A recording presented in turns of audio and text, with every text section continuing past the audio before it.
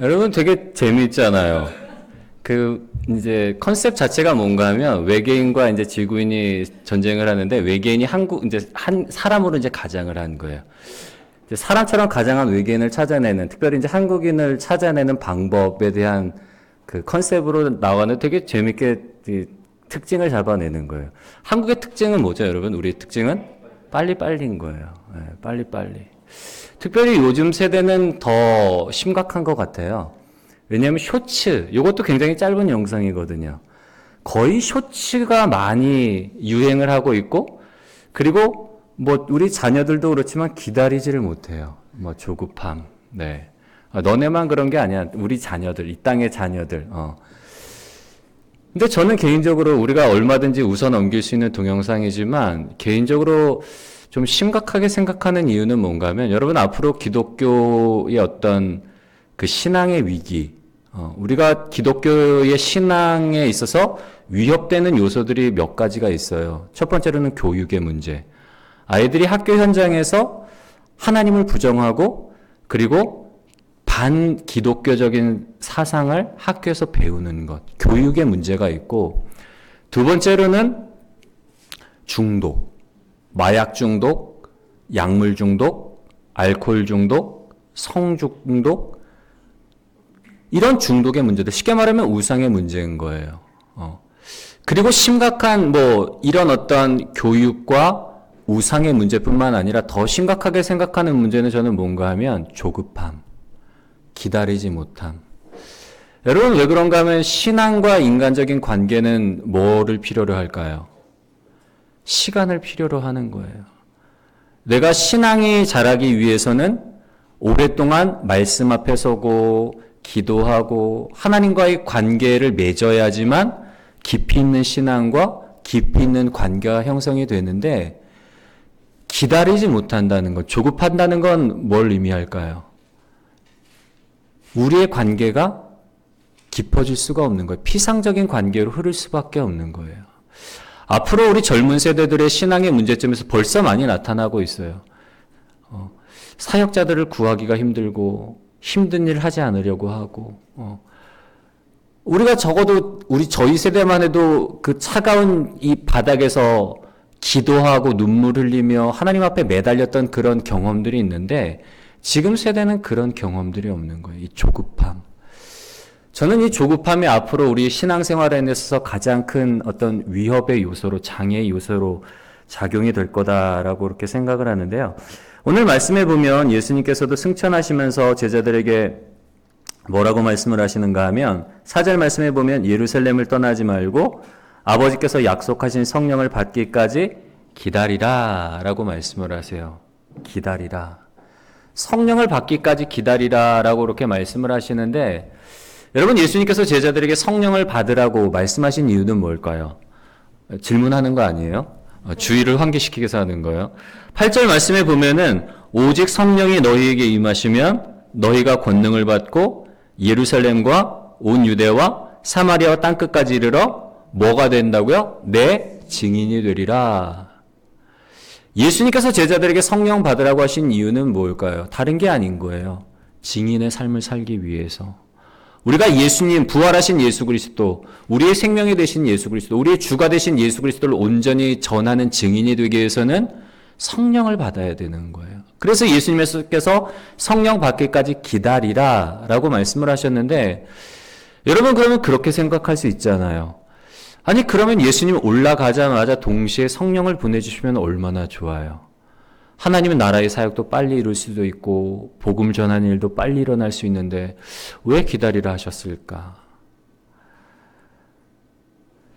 여러분 기다림의 과정을 통해서 하나님이 우리에게 원하시는 바가 있어요. 오늘은 우리가 말씀을 통해서 과연 이 기다림을 통해서 하나님이 우리에게 원하시는 게 뭘까? 우리 말씀의 제목도 그거잖아요. 증인의 삶을 위한 기다림.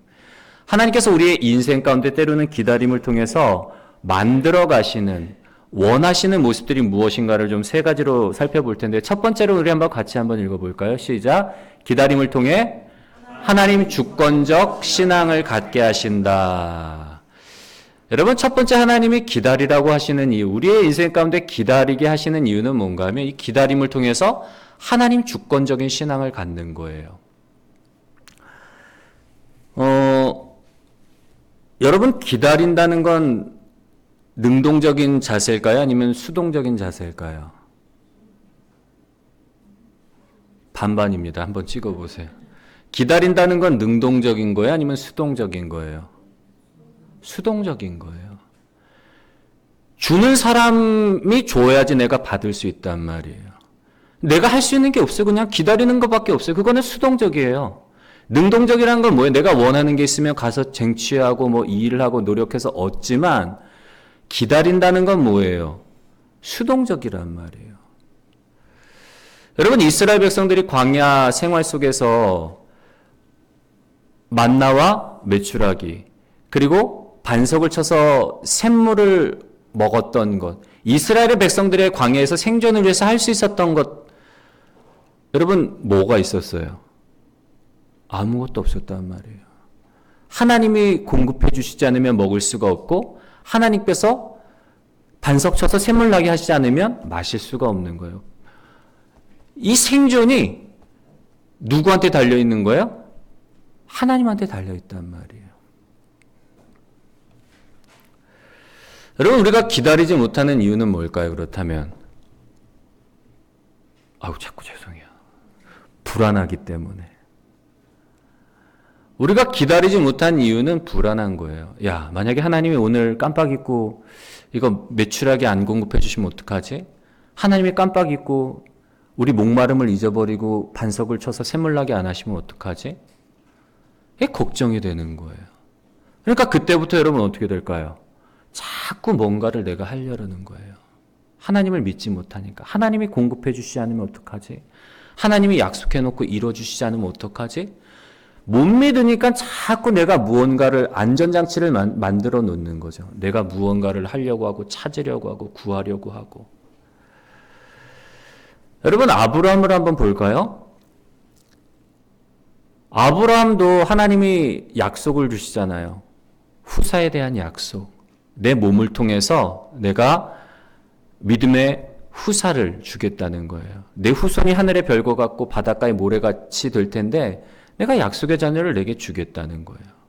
근데 하나님이 약속해 놓고 어떠세요, 여러분? 1년이 지나도 아무 소식이 없고, 2년이 지나도 아무 소식이 없고, 5년이 지나도 아무 소식이 없고, 10년이 지나도 아무 소식이 없는 거예요.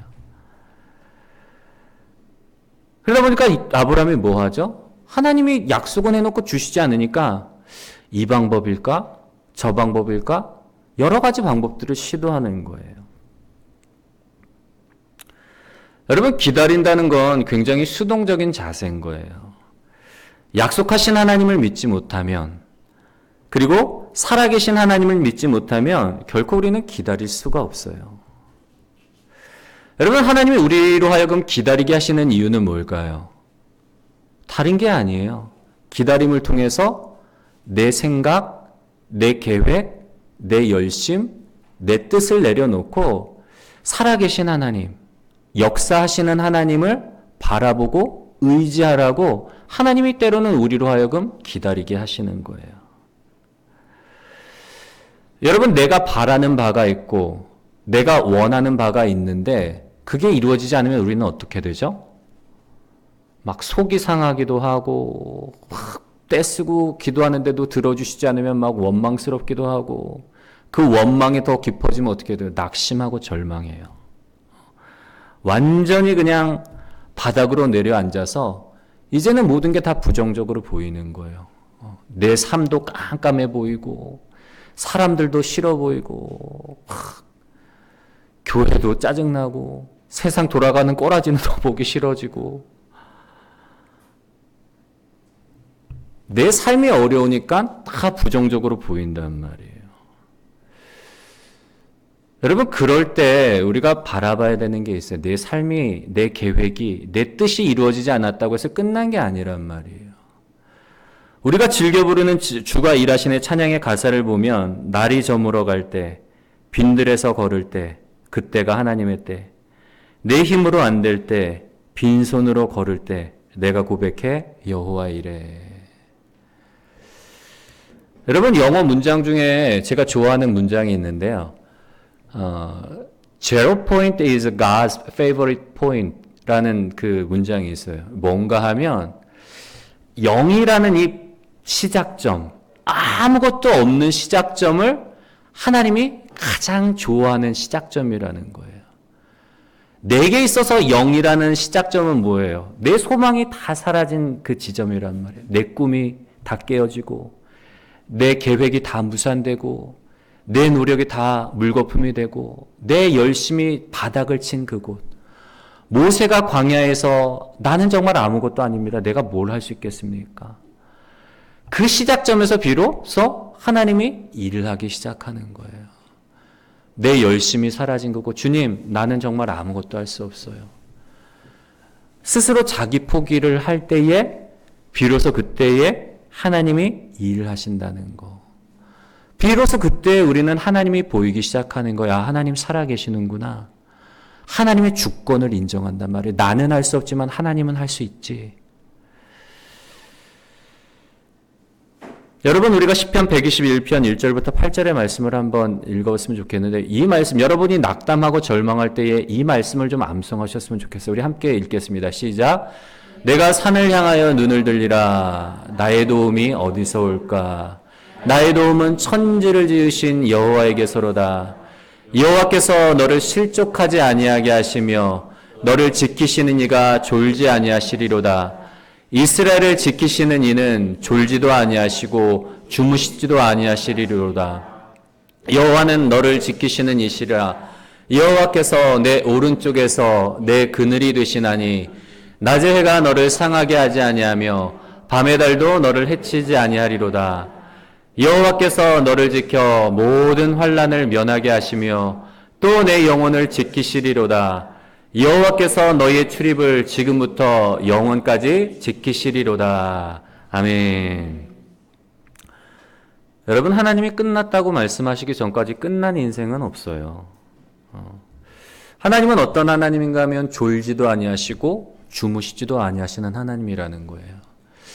나는 내 소망이 다 사라진 것 같고 내 계획이 다 무산된 것 같고 아무것도 내가 지금 가진 게 없다라고 생각할지 모르지만 여러분 하나님은 결코 우리를 향한 계획을 포기하거나 중단하신 적이 없어요. 지금도 살아계시고 졸지도 아니하시고 주무시지도 않은 하나님이 지금도 나의 삶 가운데 선을 이루기 위해서 일을 하고 계시며 우리 교회를 세우기 위해서 친히 하나님께서 일하고 계시다는 것.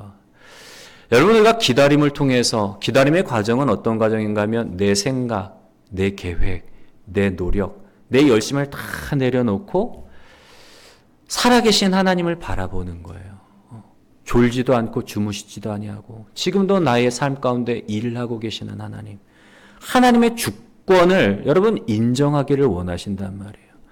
믿음이 없이는 하나님을 기쁘시게 하지 못하나니 하나님께 나아가는 자는 저가 살아계신 것과 저가 자기를 찾는 자들에게 상 주시는 이심을 믿어야 할지니라. 여러분 하나님이 가장 기뻐하시는 게 그거예요. 하나님 살아계심을 인정하고 하나님의 주권을 인정하는 거. 내 열심으로 팍 치고 나갈 때는 때로는 하나님이 잠잠히 기다리고 계세요. 우리는 항변하죠. 왜 하나님 도대체 일을 하지 않는 거예요? 왜 도와주시지 않는 거예요? 왜 나를 이렇게 외로움 가운데 홀로 버려두시는 거예요? 여러분 내 열심히 살아있기 때문에. 또 영어 표현 하나를 드릴게요. When we walk, we walk. When we pray, God walks. 우리가 일할 때 그건 우리의 일이 되는 거고 우리가 기도할 때 하나님이 비로소 일하신다는 거. 우리가 기다림을 통해서 여러분 내 계획, 내 생각 다 내려놓고 우리가 하나님의 주권을 인정하고 일하시는 하나님을 바라볼 수 있는 믿음의 복된 성도님들이 되시기를 주님의 이름으로 간절히 소원합니다. 두 번째로 기다림을 통해서 하나님이 우리에게 원하시는 바는 뭔가 하면 우리 한번 읽어볼까요? 시작. 기다림을 통해 예수님 닮은 자녀로 만들어 가신다. 아멘. 여러분 예수님께서 성령을 부어주시는 이유가 뭐라 그랬죠? 예수님의 뭐 되기 위해서? 증인 되기 위해서. 증인의 삶을 온전히 살아가도록 하기 위해서 우리에게 성령을 부어주시는데 근데 우리의 그 이 특성, 빨리빨리의 특성은 어디에서도 나타나는가 하면 복음 전하는 일에서도 빨리빨리가 나타나는 거예요. 여러분들 우리가 잊어서는 안 되는 건 뭔가 하면 예수님의 관심은 교회를 세우고 교회 안에 교인의 숫자를 늘리는 것에 있지 않아요. 예수님은 뭐라고 말씀하시죠? 너희는 가서 모든 족속으로 제자를 삼아 아버지와 아들과 성령의 이름으로 세례를 주고 내가 너희에게 분부한 모든 것을 가르쳐 지키게 하라. 예수님이 우리에게 명령하신 건 뭔가 하면 제자 삼으라는 거예요. 제자 삼으라.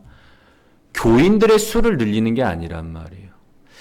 허봉랑 선교사님이라는 분이 그런 얘기를 하시더라고요.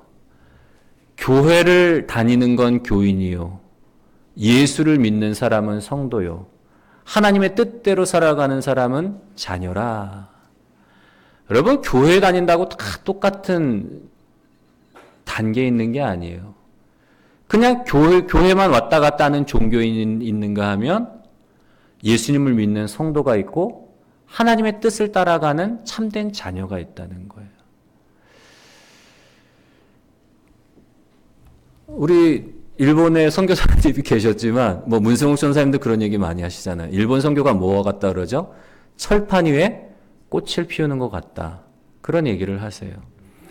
제가 이제 목회자 예수동행 세미나 갔는데 저희 조에 말라위 선교사님이 계셨어요. 그분이 하시는 얘기가 뭔가 하면 아프리카의 믿음은 뭐와 같은가 하면 1마일의 길이와 1cm의 깊이 같다라고 그렇게 이야기를 하시더라고요. 겉으로 보기엔 굉장히 열성적으로 보여요. 열심히 있는 것 같아요. 근데 그 깊이가 뭐라는 거예요? 1cm밖에 안 된다는 거예요. 회심의 체험이 없고 하나님과의 깊은 만남이 교제가 없다는 거예요. 얼마나 고민이 되겠어요. 선교사님들의 입장에서. 일본 선교사님들도 마찬가지지만 그 영혼들이 변화받고 예수님 믿고 하나님 자녀 되기 위해서 제자 만들기 위해서 그렇게 막 열심을 다하는데도 좀처럼 변화가 안 일어나요. 일본, 아프리카, 피지도 마찬가지. 저 갔을 때도 20년, 30년 사역하셨던 시니어 선교사님이 그런 고민을 이야기를 하시더라고요. 사역을 하면 할수록 너무 힘들다는 거예요. 사역의 연수가 20년이 되고 30년이 돼가면서 교회가 세워지고 교회 안에 성도는 늘어나는데 채워졌는데 헌신된 제자가 없다는 거예요. 선교사님들의 관심은 뭔가 하면 제자 만드는 일이란 말이에요. 다른 제자를 출산할 수 있는 제자를 만드는 게 목표인데 해를 거듭하면 거듭할수록 제자 만들기가 쉽지가 않은 거예요. 그러니까 막 자꾸 딜레마에 빠지고 점점 힘들어지고.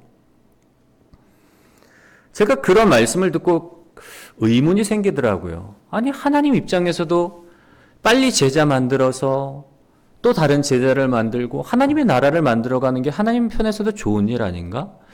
하나님은 얼마든지 하실 수 있잖아요. 이 돌들을 명해서도 아브라함의 자손을 만들 수 있는 분인데 사람의 마음을 바꾸시는 게 너무 쉬운 일인데 왜 더디 가게 하실까? 정말 궁금하더라고요. 그래서 기도하는데 하나님이 무슨 마음을 주시는가 하면 그때 저한테 그런 마음을 주시더라고요. 용훈아, 그 선교사도 사역자 이전에 한 명의 양이야. 여러분, 하나님의 관심은 어디에 있는가 하면 내가 사역자로서 많은 열매를 남기고 전도하고 내 몸을 불사르게 내어줄 그거를 원하시는 게 아니라 하나님의 관심은 뭐예요? 내가 그 과정을 통해서 오랜 기다림과 오랜 몸부림과 말도 지지리도 안 듣고 세웠다면 도망가고 배신하는 그런 사람들의 그 배신의 아픔 속에서 점점 예수 그리스도를 닮아가는 거예요. 예수 그리스도의 마음을 품고 예수 그리스도의 사랑을 갖게 되고 하나님이 원하시는 게 그거더라고요. 사역자도 왜냐하면 사역자, 선교사가 아니에요. 하나님한테는 예수님한테 있어서는 그 한 명도 목양의 대상이기 때문에 그 한 사람의 사역자가 예수님 닮은 자녀가 되도록 기다리시는 거예요. 여러분, 증인이라는 건 뭐예요? 사람이잖아요. 증언하는 사람. 예수님을 전하는 도구로 삼으신 게 아니란 말이에요. 예수님을 전하는 도구가 필요해서 우리를 구원하신 게 아닌 거예요. 우리가 예수님을 증언하는 방식은 뭔가 하면 예수님을 닮은 자녀가 되어서 사람들이 우리의 삶을 통해서 우리의 모습을 보고 아, 예수님이 저렇게 했구나. 예수님의 사랑이 저거구나. 예수님을 만난 사람의 삶은 참 저렇게 복되고 행복하고 은혜가 넘치는구나. 그러면서 하나님께 돌아오는 게 그게 증인의 삶이에요, 여러분. 하나님이 우리를 도구로 부르신 게 아니란 말이에요. 자녀로 불러주신 거예요.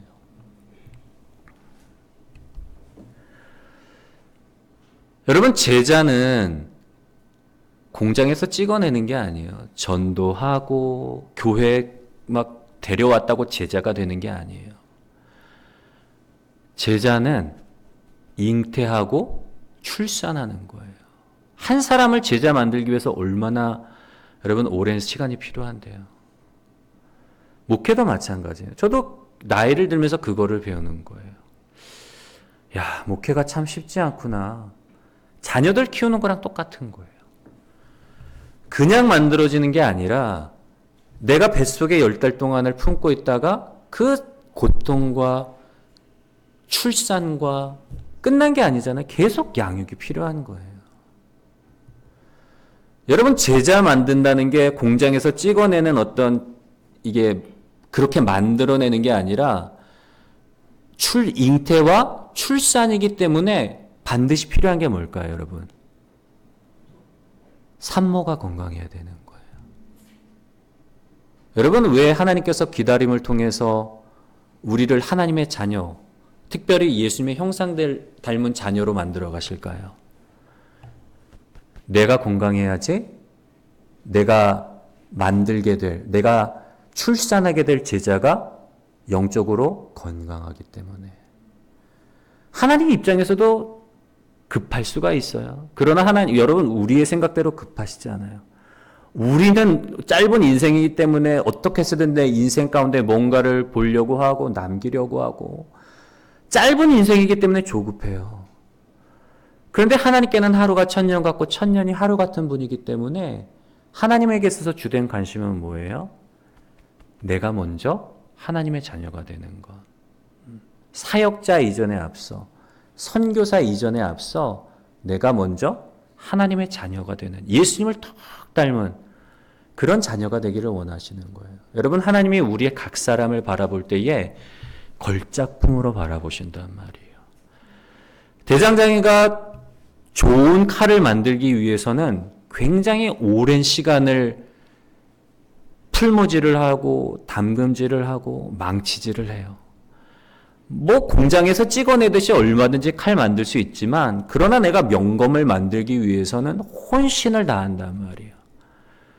계속해서 두드리고 풀무에 담그고 집어넣고 담금질하고.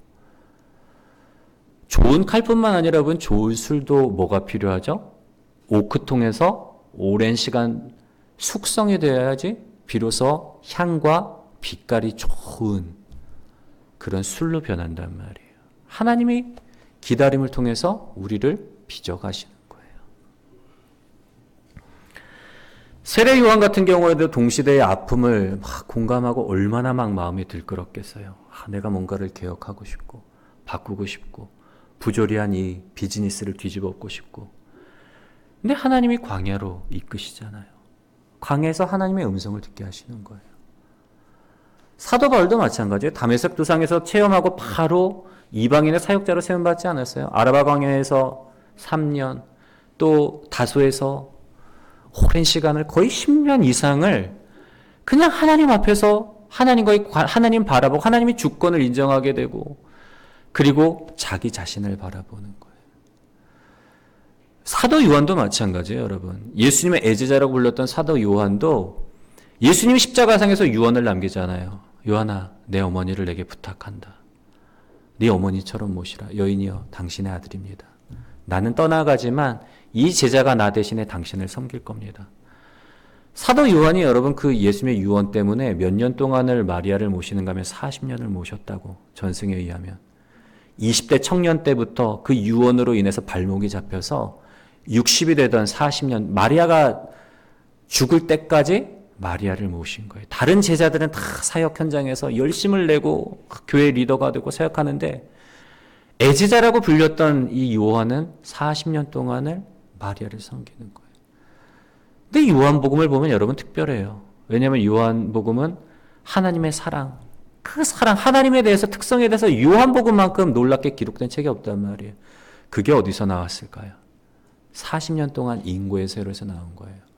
하나님을 바라보고 그 안에서, 하나님 안에서 나의 자아가 다 깨어지고 나를 빚으시는 그 손길 안에서 하나님 닮은 자녀가 됐을 때 비로소 이 놀라운 역사들이 일어나요. 광야에 사람들이 몰려오고 10년의 기다림을 통해서 이방인의 사도로 가는 곳마다 뜨겁게 복음 전하고. 여러분, 하나님이 우리를 기다리게 하시는 이유는 뭔가 하면 첫 번째로 하나님을 바라보게 하시는 거예요. 나의 열심, 나의 계획 다 내려놓고 하나님의 주권을 인정하게 하면서 동시에 뭘 바라보게 해요? 나를 바라보게 하는 거예요. 내 안에 있는 부족한 부분들, 내 안에 있는 깨어져야 될 부분들, 예수님의 형상 닮도록 우리 자신을 바라보게 하는 거예요. 왜냐하면 내가 건강해야지 내가 낳는 자녀들이 건강한 자녀를 양육할 수 있기 때문에. 여러분, 훈련되지 않은 군사, 숙련되지 않은 의사는 재앙이에요. 왜냐하면 준비가 안 된 상태에서 나가면 우리가 하나님의 영광을 가릴 수밖에 없고, 준비가 안 된 상태에서 전쟁터에 나가면 내가 죽을 수밖에 없어요. 훈련 안 된 군사, 러시아 우크라이나 전쟁 때 훈련 안 된 사람 투입해가고 다 많이 죽잖아요. 급하다고. 뿐만 아니라 숙련되지 않은 의사가 환자의 몸을 만지면 재앙이에요. 살리는 게 아니라 죽인단 말이에요. 그래서 훈련의 기간이 필요하고 배움의 기간이 필요하고 인내의 기간이 필요한 거예요. 하나님께 영광 돌리고 나도 살고 생명을 살리기 위해서. 여러분, 하나님이 우리를 복음을 전하는 도구가 아니라 예수 그리스도를 증거하는 증인으로 하나님의 자녀로 불러주셨다는 것. 우리가 기다림을 통해서 예수님을 닮아가는 건강한 하나님 똑 닮은 자녀가 되어 예수님을 증언하시는 복된 저와 여러분들이 되시기를 주님의 이름으로 간절히 소원합니다. 세 번째로는 우리가 기다림을 통해서 하나님이 우리에게 원하시는 건 뭔가 하면, 기다림을 통해 우리 한번 읽어볼까요? 시작. 믿음의 공동체를 세워가신다. 예수님께서 제자들에게 아버지가 약속하신 성령을 받기까지 예루살렘을 떠나지 말고 너희는 기다리라. 그래서 제자들이 기다리면서 뭐 하죠? 마음을 같이하여 오로지 기도하기에 힘쓰니라. 사도행전 2장에 보면 그렇게 기록이 되어 있어요. 성령 받기까지 제자들이 그 예수님의 말씀을 따라서 마음을 같이하여 오로지 기도에 힘썼다. 여러분, 우리가 근데 이 말씀을 이해할 때 좀 살펴 이해해야 되는 부분이 있어요.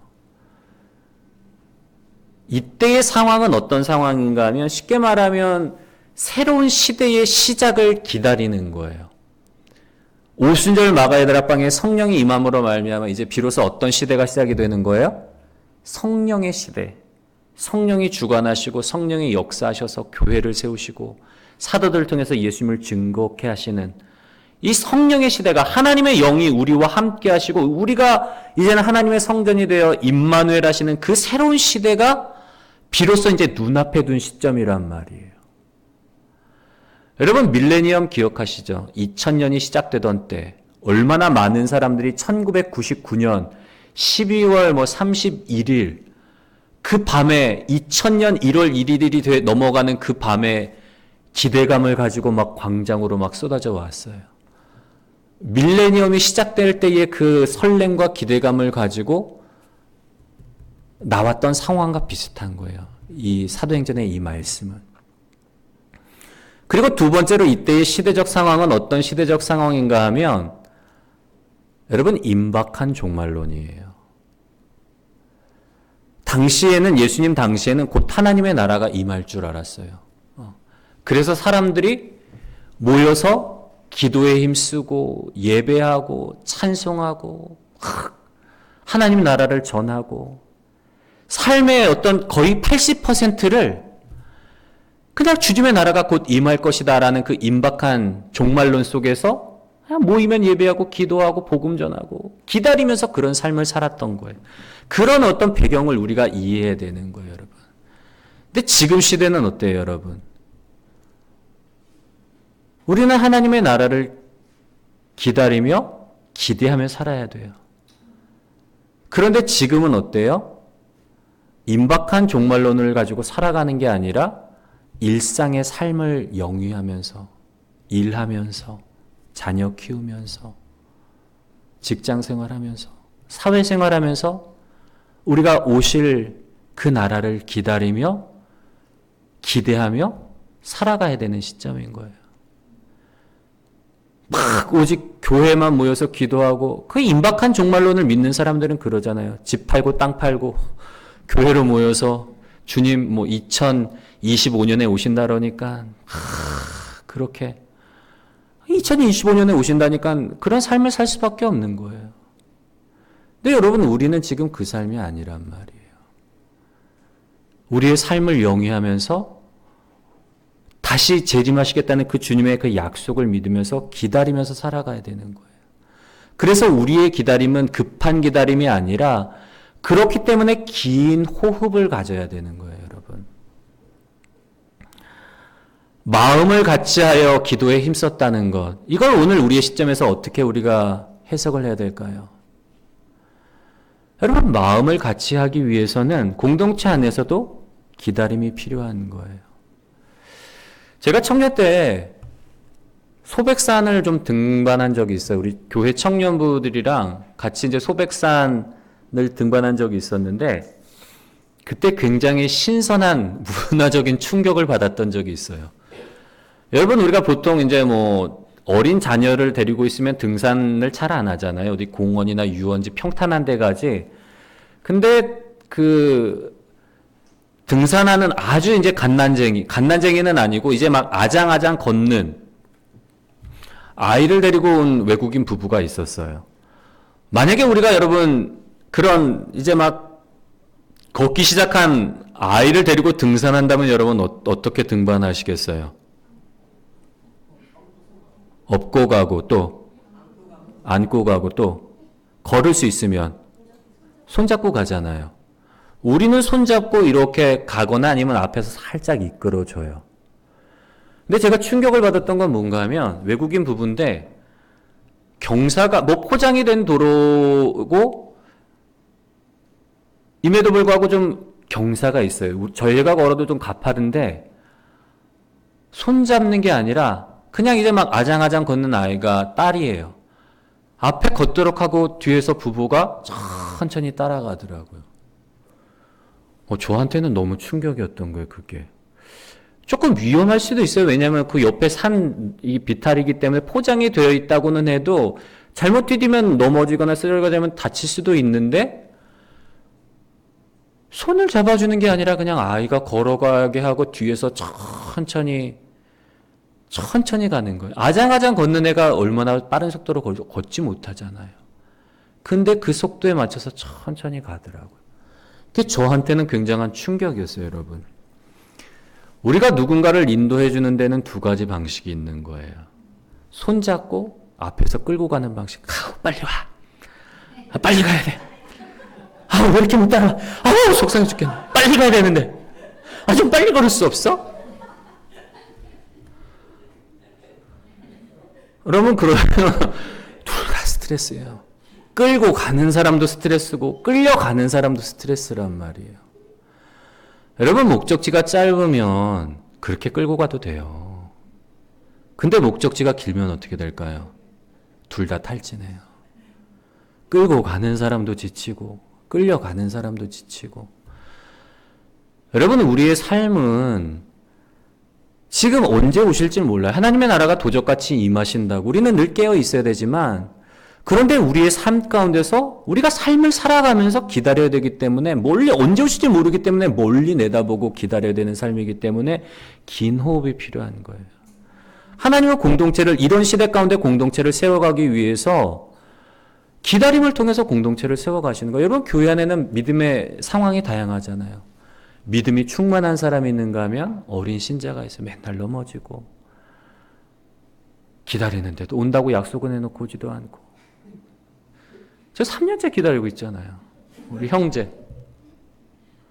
근데 계속 기다려주는 거예요. 뒤에서. 여러분 빨리 끌고 갈 수도 있어요. 근데 천천히 가면 더디 가더라도 모두가 함께 끝까지 갈 수가 있는 거예요. 그래서 마음을 같이 한다는 건 내가 높은 곳에서 끌고 가려고 끌고 가는 게 아니라 믿음의 연약한 지체들을 기다려주는 거예요. 뒤에서 조용히 기다려주고 인내해주고 잘하고 있어. 잘 가고 있어. 격려해주고 넘어지면 일으켜 세워주고.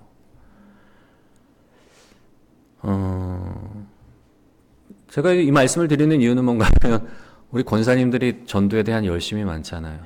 전도하고 싶어서 하는데 제가 누누이 말씀드렸던 게 뭔가 하면 저는 제일 걱정되는 게 우리 권사님들의 영적인 상태예요. 말씀을 드렸잖아요. 저는 전도하는 일도 너무 좋은데 우리 권사님들이 영적으로 탈진하지 않으셨으면 좋겠다고. 너무 감사해요, 저는. 왜냐하면 이런 성도들이 어디 있어요, 여러분. 교회를 위해서 전도하려고 하고 어떻게 해서든지 막 홍보하고 막 유튜브 구독과 좋아요 꼭꼭 눌러주세요. 저는 너무 행복해요, 진짜. 근데 제가 정말 걱정되는 건 탈진하지 않으셨으면 좋겠다고 제가 누누이 말씀을 드렸잖아요. 여러분, 우리는 좀 기다림이 필요해요. 왜냐하면 멀리 보고 마라톤이기 때문에. 하나님이 저에게 주신 마음이 있어요. 올해는 우리가 무엇보다도 예수 동행. 언제까지 우리가 예수 동행에 초점을 맞출지는 모르겠지만 아까도 말씀드렸지만 뭐가 중요해요, 여러분? 내 영적인 건강이 중요하단 말이에요. 내 영적인 상태가. 내가 예수님을 닮은 자녀가 돼야지, 영적으로 건강한 자녀가 돼야지 내가 건강한 제자를 출산할 수가 있기 때문에 하나님께서는 우리가 먼저 예수님 안에 거하며 예수님 바라보고 예수 생명으로 충만해지기를 원하는 거예요. 우리가 예수님과의 동행이 정말 24시간 예수님을 바라보고 예수님 안에 거하고 예수님의 생명으로 충만해지면 여러분 보내주세요. 안 보내주셔도 딸려오게 돼 있어요. 이게 영적인 법칙이에요. 우리가 자석은 끌어당기는 힘이 있잖아요. 초대교회 사도행전적인 교회를 보면 제자들의 삶을 보고 예수 그리스도를 구주로 고백한 사람들의 삶이 사랑이 넘치는 삶을 보고 사람들이 궁금해하는 거예요. 야, 도대체 저 사람들은 저런 핍박과 저런 고난 상황 속에서 어떻게 저렇게 평안이 넘쳐날 수 있고 저렇게 사랑할 수 있을까? 그러면서 사람들이 자석처럼 당겨오는 거예요. 이게 영적인 법칙이에요, 여러분. 여러분, 우리가 무엇보다도 저는 올해에는 특별히 하나님께서 저에게 주신 마음이 있어요. 하나님이 우리의 공동체를 세워가시는 과정인 거예요. 우리 한 사람을 하나님의 자녀로 세워가실 뿐만 아니라 우리의 공동체를 사랑과 신뢰와 기반 가운데 두고 세워가시는 거예요. 가족도 똑같아요, 여러분. 가정 안에도 여러 가지 문제들이 있고 아픔이 있지만 그런 과정들을 통해서 서로의 사랑이 끈끈해지고 유대관계가 깊어진단 말이에요. 가지 많은 나무에 바람 잘 날 없다고 교회 안에서도 여러 가지 문제들이 생길 수 있어요. 이게 괜찮아요. 왜냐하면 그 과정들이 우리는 될 수 있으면 피해가고 싶어요. 그냥 평탄했으면 좋겠고 문제가 없으면 좋겠고 그냥 아무 일 없이 그냥 평탄하게 주님 평안하게 살고 싶어요. 근데 그건 하나님의 뜻이 아니에요, 여러분. 성장하기 위해서는 때로는 고난을 경험하게 하고 문제를 만나게 하고 왜냐하면 깎여야 되기 때문에 예수님을 닮아간다는 과정은 내가 깎이는 과정이기 때문에 아픔이 있고 희생이 있고 눈물이 필요한 거예요.